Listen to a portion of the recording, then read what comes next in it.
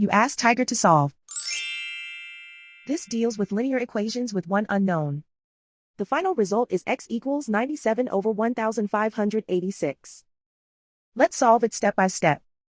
Group all constants on the right side of the equation. Add 1 over 4 to both sides. Combine the fractions. Combine the numerators. Reduce the zero numerator. Simplify the arithmetic.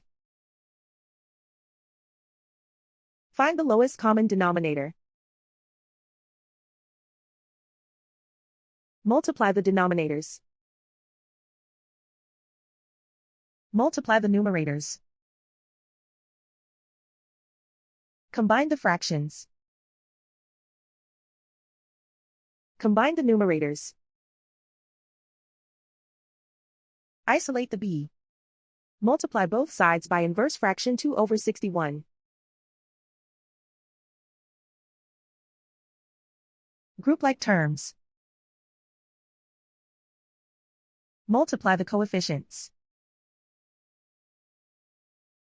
Simplify the fraction. Multiply the fractions. Simplify the arithmetic.